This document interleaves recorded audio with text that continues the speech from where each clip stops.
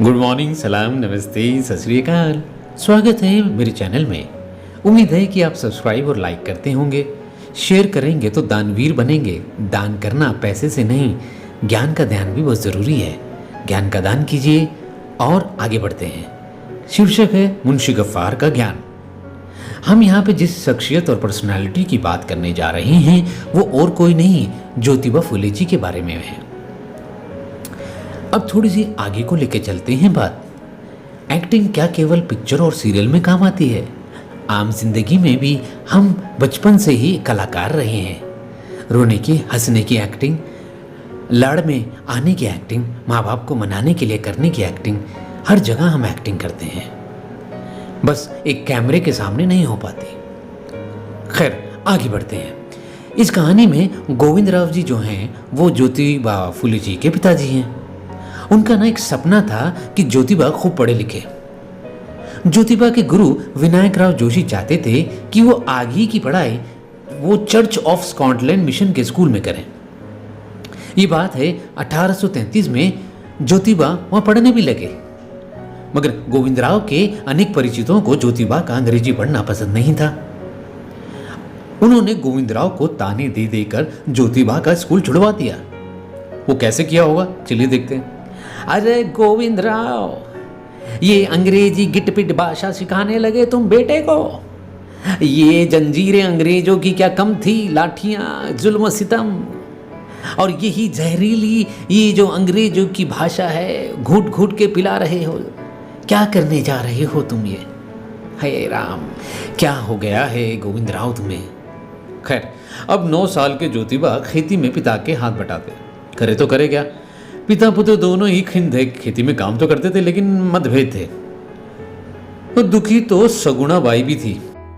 जी हाँ, सगुणा बाई और कोई नहीं, ज्योतिबा फुले जी की माताजी के देहांत के बाद वो एक दाई हैं जिन्होंने ज्योतिबा फुले को बचपन से पाला पोसा था।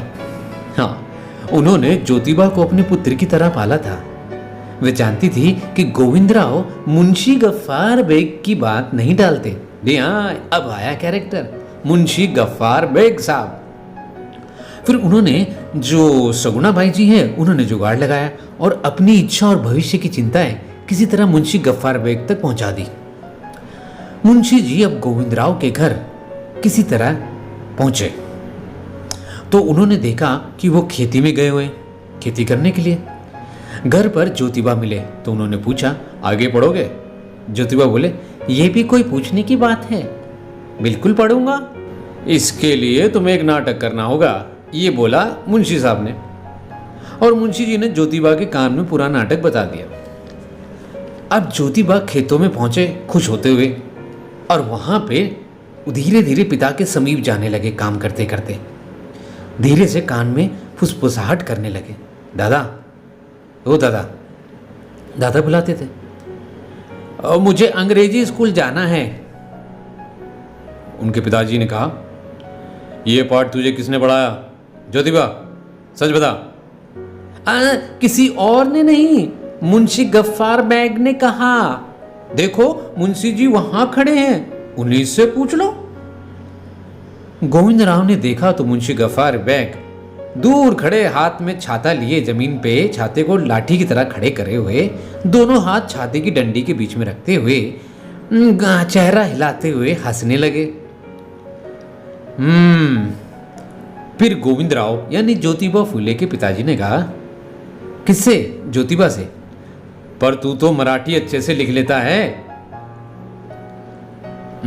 फिर ज्योतिबा बोले, मगर मेरे साथ के सारे ब्राह्मण छात्र अंग्रेजी स्कूल में पढ़ते हैं, और मुझे अंग्रेजी इसलिए नहीं सीखनी कि नौकरी करनी है, बल्कि इसलिए क्योंकि वही तो भविष्य की भाषा है। अब एक तरफ मुंशी गफ्फार साहब, एक तरफ पुत्र। अब उसके तर्कों के सामने गोविंद राव के पास कुछ बचा नहीं। आखिरकार ज्योतिबा को अंग्रेजी स्कूल में दाखिला मिल ही गया। बड़े होकर यही ज्योतिबा फुले आने वाली पीढ़ियों के लिए प्रेरणा स्रोत बने। तो आपने इस कहानी से क्या सीखा?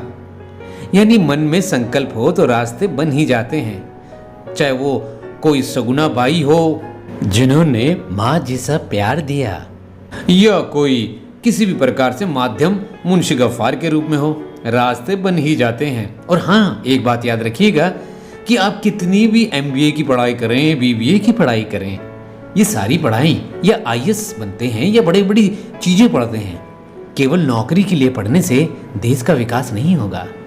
क्योंकि आप जो भी कुछ पढ़ते हैं अपने रचनात्मक दृष्टिकोण को बढ़ाने के लिए। कहने का तात्पर्य, एक होता है डिसीजन मेकिंग करने वाला और एक होता है निर्णय लेने वाला, डिसीजन टेकर, वो सबसे बड़ा होता है। इसलिए नौकरी में जाने के बाद आप नौकरी जरूर करें, लेकिन वहाँ पे निर्णय आप बना सकते हैं, लेने का अधिकार आपको नहीं होता। वहाँ पे आपकी क्रिएटिविटी खत्म होने लगती है।